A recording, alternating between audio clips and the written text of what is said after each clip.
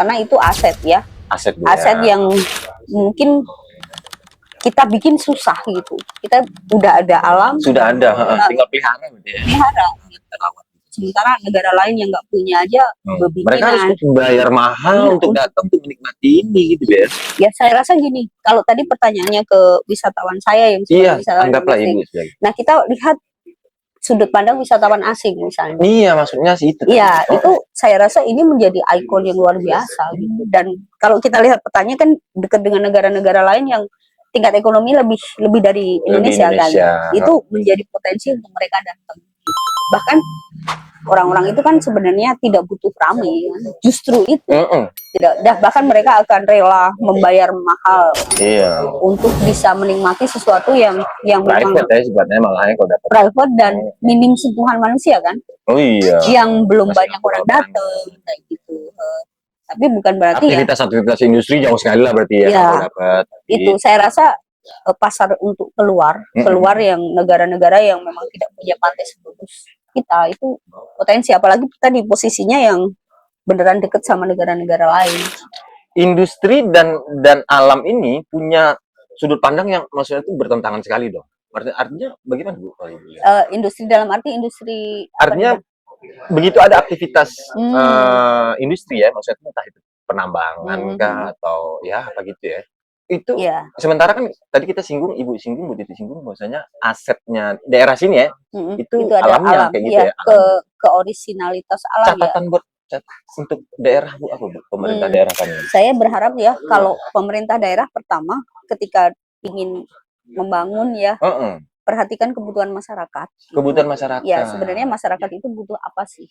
Dan saya rasa kalau saya melihat sekilas masyarakat di pulau ini kan tidak butuh hal yang glamor yang itu kan belum mungkin ya, belum gitu. Dan kedua, kalaupun infrastruktur itu dibangun, benar-benar harus memperhatikan dampaknya terhadap lingkungan. Karena dampak lingkungan di pulau-pulau kecil itu mungkin pulau besar dengan kerusakan segini masih bisa menahan, pulau kecil tenggelam. Iya itu Bu, dan langsung ke laut. Ibu ini nakut-nakutin kita, tapi benar.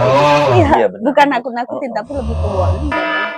Dan saya berharap masyarakat juga, saya kasih note sampah. Persoalan sampah. Ya, saya pas kesini, ya alhamdulillah kata pas mungkin air yang bisa membawa sampah. Saya dulunya sampah cuma udah didaur ulang. Organik nggak? Organik. Nah, saya berharap ya itu sampah itu yang menjadi PR besar di banyak tempat ya. Terutama masyarakatnya perlu sadar Bu ya, bagaimana sistem pengelolaan yang baik. At least sampah yang kita bawa itu kita bawa untuk dimasukkan ke tempat sampah itu aja. Itu dulu lah. Karena saya melihat di ferry kemarin, ya orang makan ke laut. Tapi padahal ferry sudah menyediakan tempat sampah. Dan dia duduk di samping tempat sampah itu. Kenapa dia masih ke laut juga Bu ya? Terus, aduh. Ibu langsung, Ibu nggak bawa panah waktu itu ya? Saya sebenarnya basoka atau bagaimana? Orang itu langsung basoka. Atau dicolek sendiri. Santet tuh orang itu pasti santet. Saya agak loh, dan itu tidak merasa bersalah, tidak merasa tindakan itu ya itu sesuatu yang tidak benar. Ya maksudnya ya biasa aja gitu ya. Sampah plastik. Sampah plastik. Kalau sampah lemper boleh lah. Sampah lemper ya organik. Paling lidi ketusuk. Berarti kan Ibu kan sudah berapa hari di sini? Ini hari ke-7 ya, hari ke-7. Maksudnya bukan di Jemaja aja. Iya, maksudnya di Anambas ini. Bu, potensi yang Ibu sudah lihat Ibu, berarti kan nanti kan dengan catatan yang Ibu bawa ini, maksudnya fakta-fakta yang Ibu temui di lapangan begitu kan akan Ibu bawa menjadi bahan untuk keputusan dong, ya kan? Harapannya demikian, menjadi rekomendasi. Bu, dari laut, hutan, kemudian budaya, ITB, alam lah misalnya alam, kemudian budaya. Tadi Ibu singgung sedikit dengan bertemu dengan salah satu tokoh masyarakat ya, tokoh adat di sini kayak gitu. Potensi yang patutnya tuh kita, maksudnya itu paling kuat untuk dilihat oleh luar tuh apa sih gitu maksudnya? Yang pertama, budayanya kah? Alamnya gitu. Kalau dari sisi wisatawan domestik, jelas alam ya, alam laut, terus budaya juga masih menarik.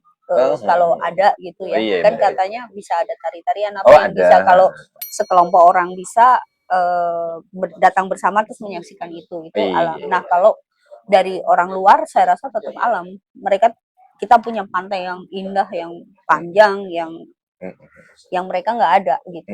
Matahari sepanjang tahun meskipun ya ini hari ini agak muram. Ya beberapa gitu. hari ini agak muram. Itu yang beneran ikon yang bisa kita jual. Gitu. Bukan kita jual ya, kita perdagangkan sama aja. Ya boleh. kita sampaikan kepada dunia bahwa Anambas adalah kepulauan yang sangat indah dengan pasir putih eksotis, yang eksotis gitu. Terus itu masyarakat Melayu yang ramah, yang banyak kedai kopi gitu. Cangkirnya unik. Nyantai gitu ya, orang-orang di sini ya nyantai. Nyantai aja, nyantai. Keramahan yang mungkin semoga masih tetap demikian adanya. Oh begitu ya. Gitu. Terus budaya Melayu juga. Nah, Ibu kan langsung nih ketemu dengan masyarakatnya gitu-gitu. Ibu nilai masyarakat secara ya gitu, kita diterima seolah-olah saya udah akamsi gitu. Oh gitu, akamsi. Mana akamsi? Ya itu, nemu kafe ini yang sederhana ya. Ada buku-buku gitu.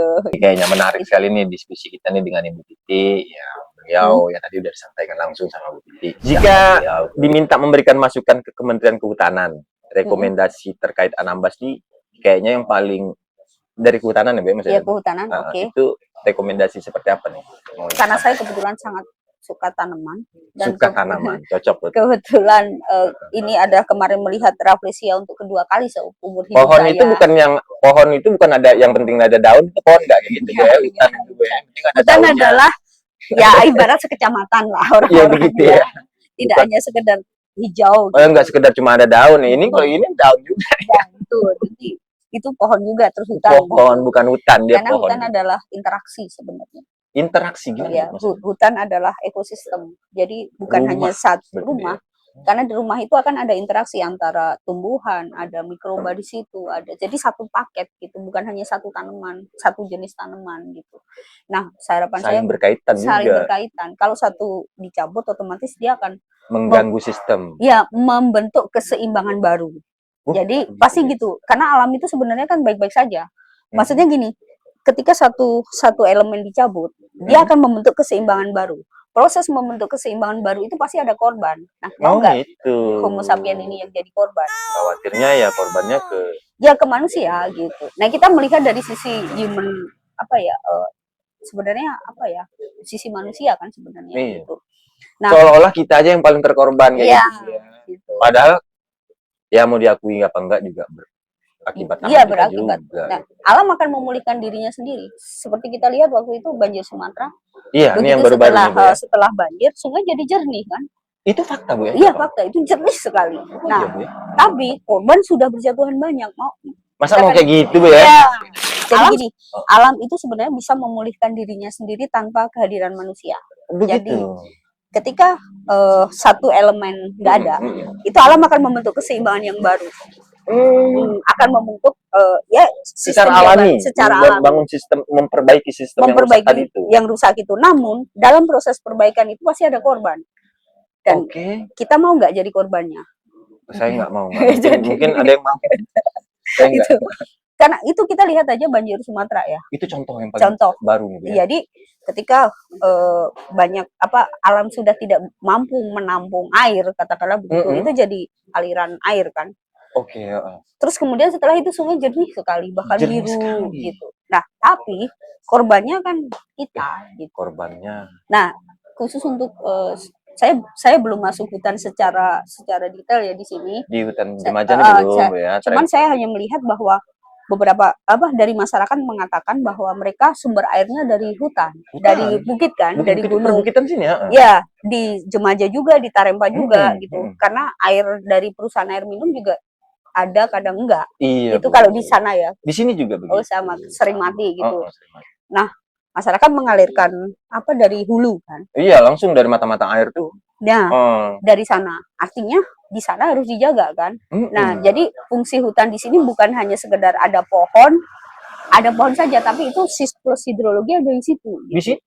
Nah, kalau itu nggak ada, masyarakat pasti nggak dapat air. Juga, Bu ya, berarti ke masyarakat juga. Itu sih. Jadi kalau terkait dengan, saya nggak bilang harus dijaga utuh benar-benar. Nggak boleh disentuh sama sekali. Iya, tetap kalau pemanfaatannya tetap harus mempertimbangkan fungsi ekologinya gitu. Tetap menjaga fungsi Fungsi ekologi. ekologi. Jadi pemanfaatan Tidak misalnya berlebihan. tidak berlebihan. Terus kalau menebang satu harus menanam Harus tanam dua, dua. Oh gitu ya. misalnya Misalnya gitu. begitu. Nah, ada pemanfaatan yang tidak perlu menebang kan, misalnya dengan wisata itu, wisata hutan Iya, misalnya. wisata hutan, betul. Jadi itu bisa menjadi apa ya, rekomendasi juga ke kehutanan. Jangan digunduli, karena begitu digunduli sudah habis sudah. Iya, Bu. Satu desa sudah tadi kena dampak itu tadi kita sudah lihat. Gitu. Wah, ini berat ya pagi-pagi, Bo. Ngurus negara gitu. 200 berapa Bu jiwa sih? Kan 280 bukan Ratusan sih? juta nih yang kita urus. Tapi Iya, saya hanya pejalan yang hanya melihat sesuatu dari luar. Saya rasa kayak Bang Bobi kan masyarakat di sini yang tahu kebutuhannya apa. Belum juga sih. Justru mungkin sudut pandang kami yang berada di dalam ini kan beda dong dengan yang datang dari luar. Gitu, melihat baik secara keseluruhan, kemudian yang benar-benar datang itu konsen dengan tujuan-tujuan tertentu tadi. Ya kalau kami mungkin ya tinggal hidup aja di sini kayak gitu. Nah, satu lagi Bang yang saya jadi ikonik ya. Laut, bahkan pemandangannya itu kan kekayaan ya. Iya. Tapi kenapa masyarakat di sini membangun rumahnya justru membelakangi laut? Membelakangi laut. Jendela apa? Dia menghadap tetangga, bukan menghadap laut. Aku bilang, itu catatan juga tuh buat ya yang ada alasan tertentu atau enggak tahu. Saya melihat belum tahu. beberapa penginapan. Kalau ini dibangun jendela ke sana, bukannya bagus, ini menghadap laut, tapi enggak. Gitu. Malah menghadap ke darat. Ke darat, terus menghadap rumah tetangganya. Itu sih catatan-catatan sederhana. Itu khusus buat itu ya para pengembang penginapan. Gitu. Bahwa pemandangan laut adalah aset. Aset harusnya itu yang dibagikan dijual gitu. Nah, mungkin bagi teman-teman di sini udah biasa ya laut gitu. Mungkin lah Bu ya, karena udah terlalu mewah banyak. Terus ditutup. Ntar juga bisa lihat. Berarti kunjungan ini benar-benar Ibu sudah cukup dong. Karena kan rencananya hari ini pulang Bu ya. Ya, saya mungkin mewakili karena saya hari ini masyarakat Remaja, masyarakat Anambas juga mewakili. Ya mungkin lah anggap aja lah itu perwakilan dari kami. Terima kasih pertama Bu. Kami harap sangat fakta saja Bu sampaikan kepada Pak Presiden. Ya kelihatannya Ibu temukan bahwasanya ini ada pencemaran, ini ada hal yang perlu menjadi catatan penting untuk kepala daerah. Fakta saja Bu, nggak perlu ditutup-tutupi. Biarin aja, biar Bapak Presiden melihat langsung, mendengar langsung kalau perlu begitu ya, melihat. Harapan saya juga begitu, demikian. Kayak gitu, jangan ada yang ditutup-tutup. Untuk Anambas Bu, apa pesan Ibu kepada masyarakat Anambas secara umum kayak gitu? Terkait mungkin ya tadilah lingkungan, ya mungkin hutan laut dan sebagainya. Kalau untuk masyarakat Anambas, saya punya harapan gitu. Yang pertama, tetap jaga jangan sampai sampah plastik masuk ke laut. Jangan sampai. Ya, harapannya ya kita nggak sejauh ini masih susah untuk tidak menggunakan plastik. Tapi paling nggak pada saat membuangnya jangan dibuang ke laut. Jangan buang ke laut.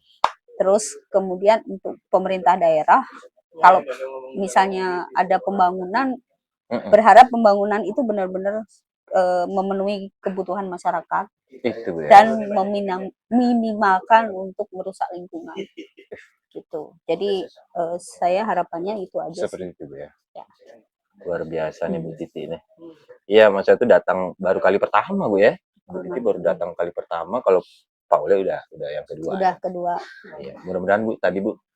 Ya mudah-mudahan Ibu jangan kapok, ya datang kembali lagi. Ya kalau kali ini datang dengan tujuan ya karena titah dari Bapak Presiden, ya mungkin satu hari nanti datang, kangen nih sama ya suasananya, mungkin ada sesuatu yang dirindukan dari Anambas.